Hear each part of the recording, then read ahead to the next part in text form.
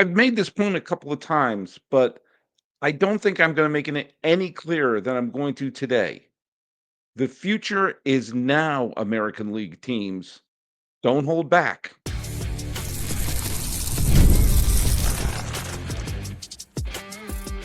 You are Locked On MLB, your daily MLB podcast. Part of the Locked On Podcast Network, your team every day.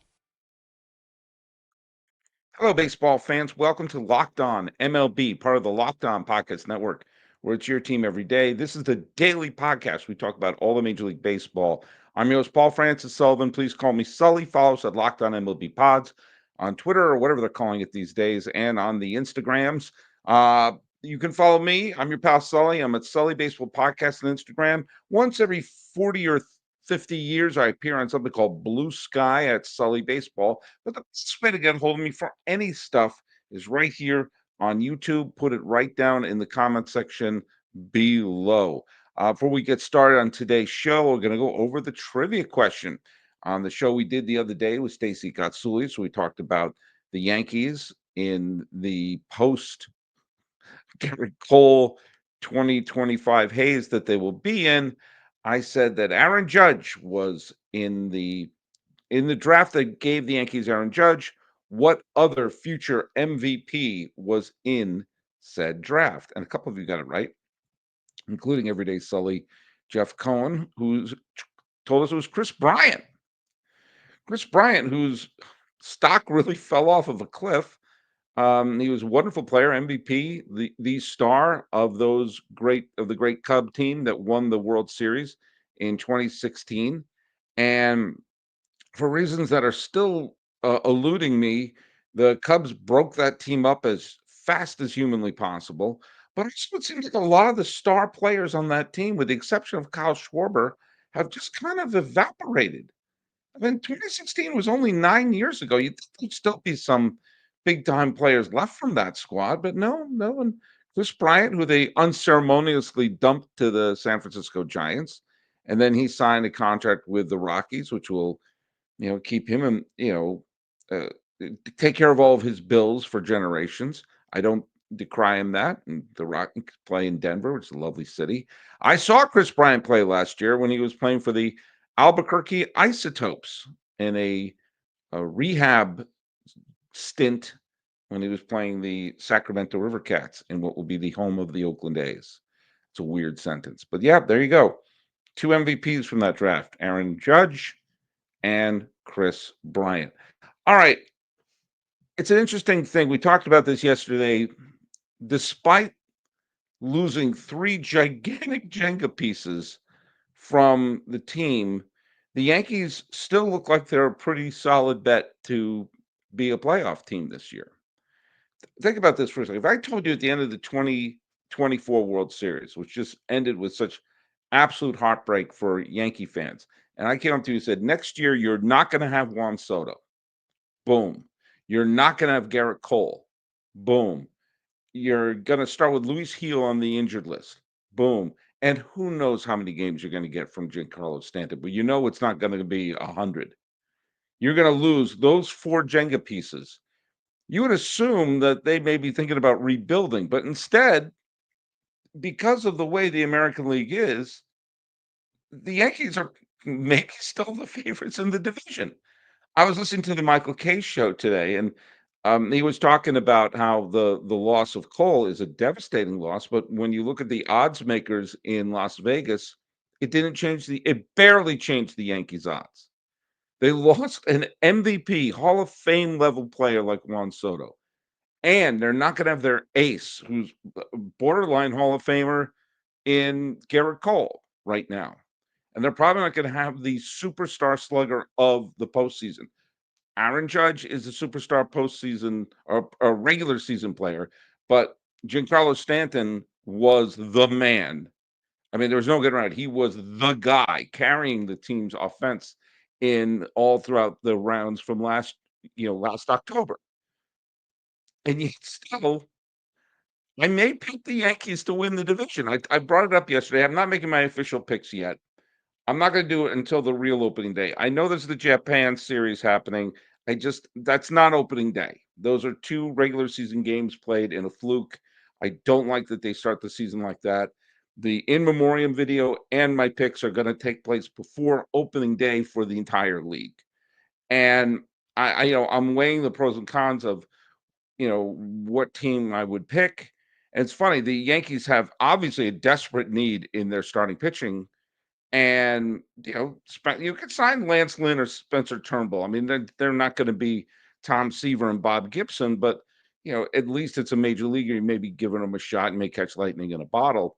Cashman says he's probably not going to do that, but I bet he's really glad he didn't trade Marcus Stroman. But the Yankees could still win the division. The Yankees could still win the division for two reasons, three reasons. One, they still have Aaron Judge. And if Aaron Judge is healthy, he is the best player in the American League, or at least the best offensive player in the American League. It's tough to argue against that. Second, their bullpen's good.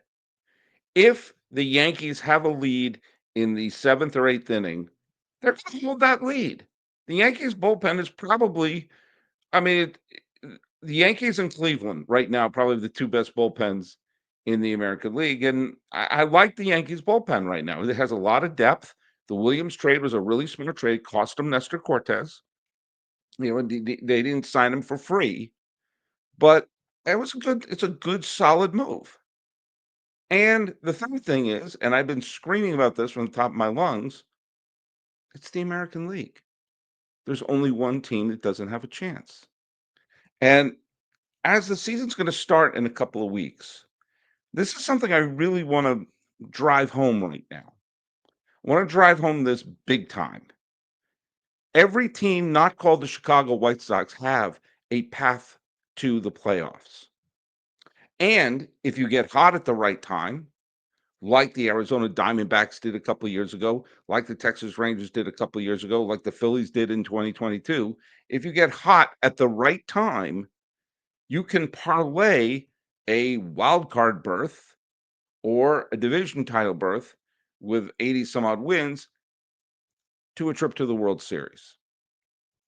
And if you're an American League team, you are seeing a vulnerable American League like we've never seen before. Now, I've made this point before, and I'm going to make it again. The people who bitch and moan about baseball needing a salary cap for teams to be competitive, you're factually incorrect. Take a look at what the American League has become. The American League has become parity. There are 15 teams, 14 of them have a shot. How would a salary cap make that any better? Now, in the National League, it's a little bit different because you have two outlier teams. You have two teams that are not paying attention to the luxury tax threshold. The Red Sox pay attention to it. They dump Mookie Betts. The Yankees pay attention to it. They won't trade for Nolan Arenado because they don't want to go above the luxury tax. The luxury tax threshold works for 28 out of 30 teams, including the two teams everyone thought spent like drunken sailors. There are two teams that are ignoring it, the Mets and the Dodgers. And that's it. Every other team is operating within sort of normal constraints. So you're mad. People scream about the salary cap are actually mad at two teams, for the Mets and the Dodgers, who don't care about paying a luxury tax. Okay? So don't talk about locking out the players. Don't talk about salary caps or strikes. Either do one of two things: tell the Dodgers and the Mets to knock it off, or live that 28 out of 30 teams can do it, and you can easily eliminate the Mets in the playoffs, and you can easily eliminate the Dodgers in the playoffs. Let's get back to the AL. You have 14 out of 15 teams as legitimate contenders. Two are kind of outliers, the A's and the Angels, but there's still a path because the American League West has no front runner. Right now, the Rangers, I think, are the best team, but they had a losing record. When your best team had a losing record last year, and the team with the best pitching staff is the last team to ever appear in the World Series, and not exactly an October regular seen since 2001. There have been only one more appearance in the postseason for the Mariners as there have been for the Seattle Pilots. Keep that in mind.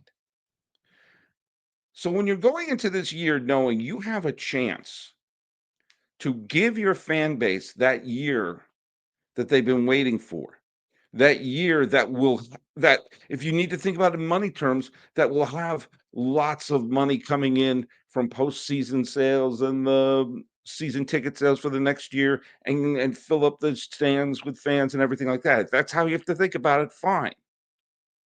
You could have that year where you go to the World Series where you're not expecting, that year where fans can be like, oh my God, I've waited my whole life for that. It's capable of doing it this year. With that in mind, the future is now. And I'm not saying be haphazard with trading your prospects, but what I am saying is don't you dare be precious with your prospects.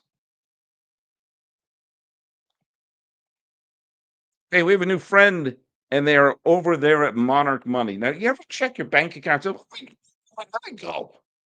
Between dining out or online shopping or just things you subscribe to. It's easy to lose track.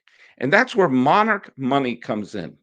Your own personal CFO giving you full visibility and control over your finances. It's not just a budgeting app, it's a complete financial command center. You can track all of your accounts, investments, and spending all in one place so you stop just managing your money and you start building wealth. Look, when I started using Monarch, I realized I spent a little money here or there, but you know what? Now I budget and I'm smarter and I save more. And instead of juggling multiple apps, you can use Monarch to check your finances, track spending, and make some long term goals. Are you saving up for something? Are you saving up for a trip? You're saving up for a down payment? You're saving up for tuition? They can help you get there. And managing money with your partner is smoother than ever. You can track shared and personal accounts, set goals, and stay on the same page without the stress.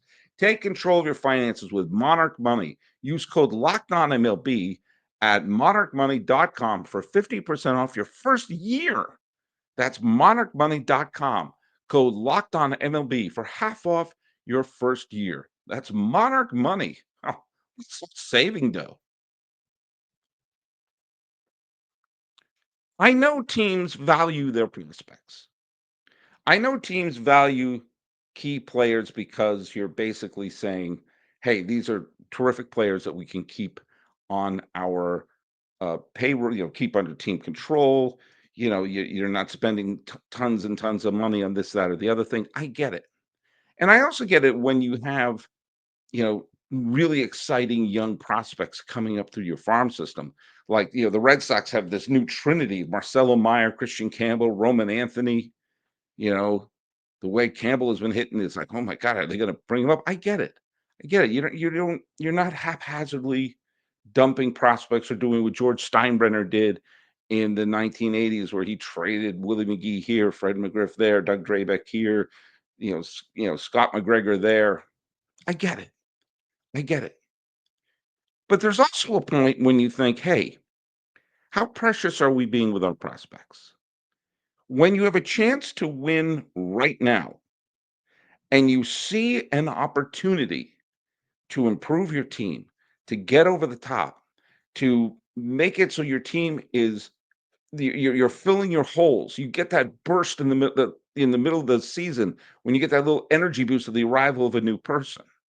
If it's going to cost you someone who's probably not going to be contributing at the major league level this year, but you have a chance to win the pennant in 2025, I would argue you make that trade. Yes, yes, yes. There are the times when you hear about, oh, the Red Sox traded Jeff Bagwell for Larry Anderson, or the Braves traded John Smoltz for Doyle Alexander, which, by the way, that trade worked out initially. Doyle Alexander basically pitched him into the postseason, but I digress. Throwing Ryan Sandberg in. We know all the stories. We know all the stories about, oh, they got this guy for this, and boy, didn't they have egg in their face. But think about top prospects. If you're saying, I have one of the top 100 prospects in baseball, We got to develop that person, but you see a chance to improve your team right now. I would argue that most of the time that's a worthwhile gamble. I remember when, I mean, the example that I remember because I was doing the old Sully Baseball podcast at that time, and people said I was banana boats for saying this. The Royals had a top prospect, Will Myers, and they packaged him in a deal to the Kansas City Dublin to Tampa, and got back Wade Davis and James Shields, and people killed the Royals for that trade. Absolutely killed them. You're giving up your future. Well, Will Myers turned into a nice player. He did. He wasn't a bust. He had a good career. He made an all-star team. He was a nice player. But James Shields gave the Royals a veteran pitcher that they desperately needed. And 2.5 years later, it was Wade Davis standing on the mound with his arms up in the air, clinching a World Series championship for the Kansas City Royals. It cost him a top prospect, but it put together the team that got him back-to-back pennants. I want to do a little experiment. I was looking at this and I was trying to think of if you go back in time, let's go back to 5 years ago, the COVID year. Remember that? How much fun it was 5 years ago, the COVID year? Yikes. Here are the top 10 prospects: Bobby Witt Jr., Royce Lewis, Nate Pearson, Casey Mize, Joe Adell, Mackenzie Gore, Adley Rutschman, Luis Robert, Gavin Lux, Wander Franco. Now, there are some legit stars in that list. There are some people who were okay. Then there's Wander Franco, who's in his own category because, well, he turned into a horrible human being. Maybe he always was one, I don't know. But Luis Robert and Joe Adell and Nate Pearson, they are players who, if they were traded then, you would have thought, what are you doing? These are one of the top, prospects in all of baseball. And if that player that you gave up, that top prospect, you would be right through the coals because you would have said, "Oh my God, you're trading away your future." Going back down a couple of Jared Kelenic, Jesus Lazaro, Christian Pache, Joey Bart. Remember how Joey Bart was going to replace uh, Buster Posey? Brendan McKay, Andrew Vaughn, Dylan Carson, Julio Rodriguez. Okay, he turned out. Forrest Whitley. Remember how great he was going to be? Michael Kopech, Carter Kieboom, Cesar Sanchez, Dustin May. If the difference between winning a pennant would have been sacrificing one of those names, yeah, a couple of them turned out to be superstars and really great. Some of them turned out to be okay players, sure. But how many of them would have been worth keeping instead of going for it in the championship contention? Let's go back 5 years before that, 2015. Top prospect in baseball was Byron Buxton. Good player. Chris Bryant. Okay, you got Carlos. You do have a couple of stars up here. Carlos Correa, Francisco Lindor. You have Addison Russell, who we can put in the Wander Franco category. And the Lucas Giolito's, of course, Seegers, Julio Urias, C. Franco, Wander. Joey Gallo, Noah Syndergaard, Miguel Sano, uh, Tyler Glasnow, Jock Peterson, Carlos Rodon, Archie Bradley, John Gray, and the Blake Swiharts of the world. You got Jorge Soler in there, but you got a bunch of people like Mark Appala's in there, Braden Shipley's in there. There's a bunch of players who there are players who had nice careers, and then there are players who didn't really amount to much. The number of times those top prospects turn into major superstars is rare enough that if you're holding on to a prospect, so you know what? We could win a pennant this year. Now, of course, nothing's guaranteed, but you can win a pennant or you can hold on to the prospect. It's a and try to win later. It's a little bit of playing deal or no deal. You know you have something good in that suitcase right now. Are you really banking that they're going to turn to a giant superstar? What do you think about for a second? Cliff Lee. Cliff Lee, great pitcher, Cy Young Award winner, borderline Hall of Famer, great ace for for Cleveland. One of the big unlucky things in Cleveland history is the one bad year he had in Cleveland was the year they went to the playoffs and he wasn't able to pitch for them. He was traded around a lot. When Cleveland traded him they traded him to Seattle, and then Seattle traded him to Philadelphia. Cleveland traded him to Philadelphia. Philadelphia traded him to Seattle. Now, Cleveland wound up getting Carlos Carrasco for him. Okay, that wasn't bad. They also got Jason Knapp, Jason McDonald, and Lou Marson. Okay, that got you Cliff Lee. The Phillies traded him to the Mariners and got Tyson Gillis, who never made it to the majors, Felipe Omont, and J.C. Ramirez. That got you Cliff freaking Lee. And then the Mariners traded him to the Rangers and basically clinched a pennant. And it cost him Matt Lawson, who never made it to the major leagues, Josh Luke, Justin Smoke, and Blake Bavin. And I'm not sure if I'm pronouncing Blake Bavin's name correctly. And that's a problem. Now, Justin Smoke had a couple of good years. He had better years with Toronto than he ever did with Seattle, but still, it didn't cost you a lot to pick up a Cliff freaking Lee. If you're holding on to your prospects, let me tell you something. You may be holding on to something, and if it's going to cost you a chance to win a pennant, it's the wrong thing to do. You have a chance this year in the American League. It is so wide open that you may never have that Venn diagram to say we have a chance to win a pennant this year because there is no favorite. Well, you can fill in a hole here or there, but it may cost you a prospect. This is the year you say, so what? We have an opportunity. Now, some of you may thoroughly disagree with me, and that's your prerogative. But I'm telling you, when it's this open and this available for victory, you got to do it. And now we're going to hear from our good friends at Wonderful Pistachios right there. I got them right here. I actually eat them. I eat these. I don't use every product that we do here, but I use these. Do you know why? Because it's a snack that's both delicious and nutritious. You can crack into a wonderful source of protein with wonderful pistachios. It's one of the highest protein nuts, those wonderful pistachios. They got 1 ounce serving, it's got 6 grams of protein, giving you over 10% of your daily value. Plus, they're packed with fiber and better for you unsaturated fats. They help you keep feeling full longer. I like them. This is the no shells. I like the no shells. Okay. I don't have the time to crack the shells. Perfect grab and go snack. But do you know what? Some people like the shells. Some people like, you know what?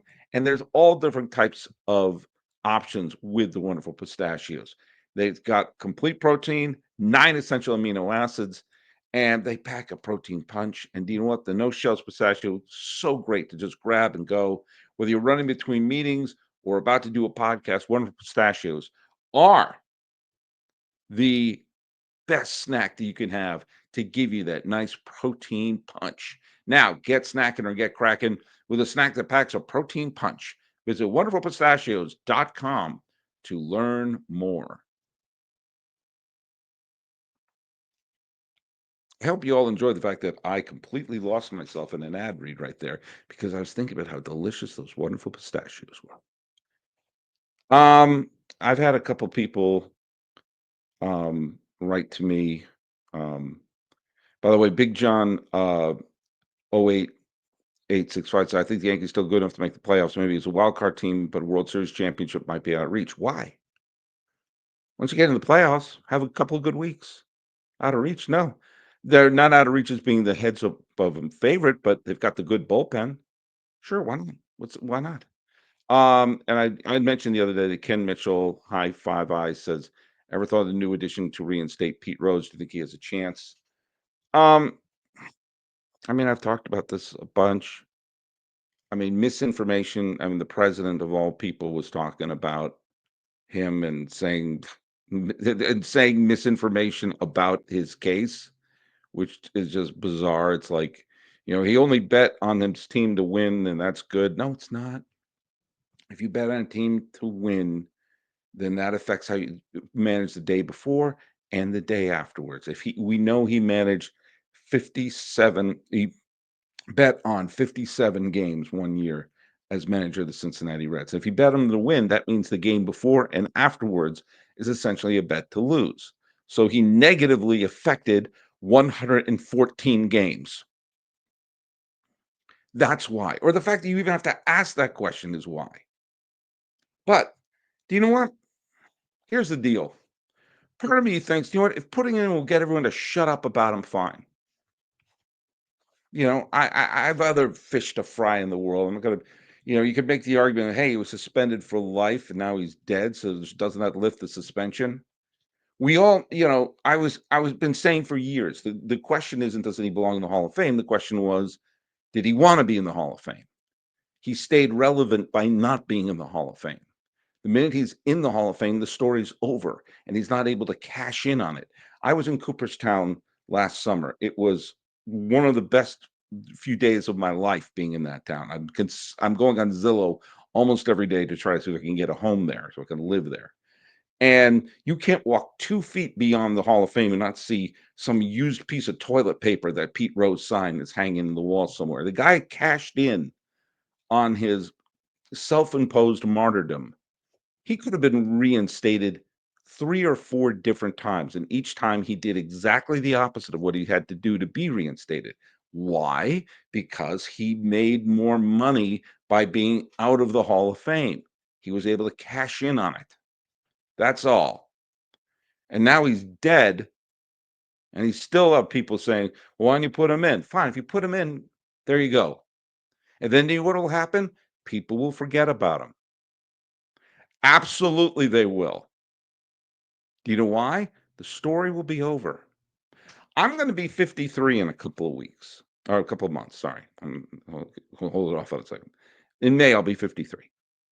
I saw the tail end of Pete Rose's career. I have the rule of seven. You start having your baseball memories when you're about 7 years old. I was 7 years old in 1979. So I remember him with the Phillies. I remember him, catching the ball that Bob Boone dropped and doing the little cool dribble. I remember that. But by then he was a veteran. And by the time it was 1986, he played his final game.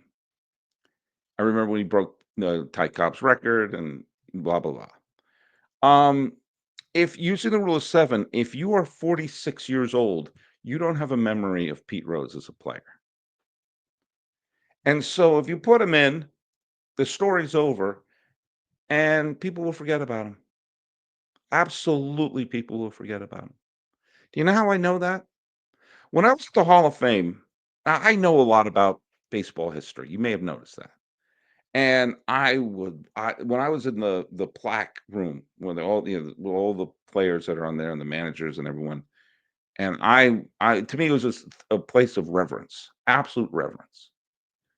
But I also saw something interesting. First of all, they didn't pump in music or anything like it. It's very quiet in there. There's a lot of reverence in there, and you saw people gravitate towards their favorite player. You can tell who Red Sox fans were. They gravitate towards, Ted Williams and Yastrzemski and Rice and Pedro and David Ortiz. You can tell who the Yankee fans were because they stopped by DiMaggio and Gehrig and Ruth. But then, those who were around my age would sort of find Gossage and Reggie and Catfish Hunter, and then some of them who were younger start to find Mariano and Derek Jeter, and you saw White Sox fans are finding Frank Thomas, and Reds fans are finding Barry Larkin or Joe Morgan and Johnny Bench, and Mets fans are finding Tom Seaver, and younger ones are finding Piazza. And then there's a bunch that people don't look at. And do you know what? When the people who saw the players in their prime start to die off or start to fade out, some of the great players of all time don't have the big crowd of people gathering around their plaques. Stan Musial was a much better player than Pete Rose. How many people know who Stan Musial is? I'm sure if you're listening to this podcast, you have a general ideas, but most baseball fans, if you take out people, for old time baseball, you're going to remember Ted Williams' name, DiMaggio, Ruth, and Gehrig, maybe Ty Cobb. How many of them are going to remember Honus Wagner or Rogers Hornsby, who was an unbelievable player, or Walter Johnson or Bob Feller? How many of you really understand who Frank Robinson was? The Negro Leaguers like Turkey Stearns behind me or Oscar Charleston are mainly known by either their relatives or baseball history buffs like me. Eventually, a player as huge as Stan Musial will fade into obscurity, but uh, baseball fans will know him, but most people, it'll fade out into existence. That will be Pete Rose. That will be Pete Rose. Does it sound harsh? Yeah. Yeah, it does. But do you know what? I'm a high school teacher, and I see that there are people who I thought were some of the biggest stars in the world growing up over their heads. Most of them don't even know who Frank Sinatra is. Sinatra was a bigger star than Pete Rose.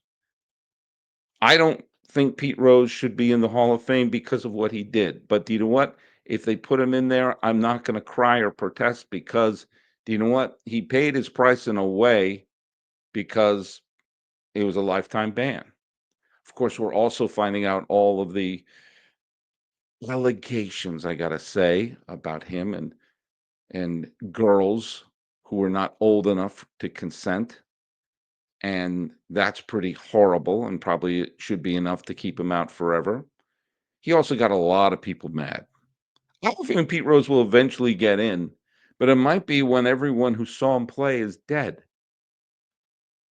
If you put Pete Rose in, you got to put in Shoeless Joe Jackson as well. But that's another thing. He paid uh, his lifetime suspension. But then again, he was also rewarded because Ray Liotta played him. Ray Liotta in his prime played him. So that's something else. Would Pete Rose being put in the Hall of Fame get everyone to shut up? Maybe. It'll give him the absolute road to obscurity as he'll fade out. Does that seem harsh? Ask an average baseball fan who Rogers Hornsby was, or Jimmy Fox, or Lefty Grove. These were huge stars. The biggest star, superstar in New York before Babe Ruth, and it wasn't even close, was Christy Mathewson. Go around and ask some of your New York sports fans, what do you know about Christy Mathewson? And my point will be taken. Today is the 12th day of March, which is the birthday of friend of the podcast, Dale Murphy, another superstar who was beloved by his generation. It's also the birthday of Darryl Strawberry. Those are probably the two big all-star outfielders of the 1980s. Here's a trivia question for you. Darryl Strawberry became a 30-30 man, and that was when he became a 30-30 man in 1987. He had a teammate that was also a 30-30 man, and this became the first ever instance in baseball history where two teammates hit 30 home runs with 30 stolen bases in the same year. Who was Darryl Strawberry's teammate who went 30-30 in 1987? Put the answer down here. For people my age, this is an easy question. For those younger, I wonder if you'll get it. So follow us at Locked On MLB Pods on Twitter or whatever they're calling it these days, and on Instagram. I'm your pal Sully. I'm at Sully Baseball on Sully Baseball Podcast on Instagram. Just leave the comments down here on YouTube. It's just easier to get through life. Talking about the fact that the future is now, then you got to trade away the future.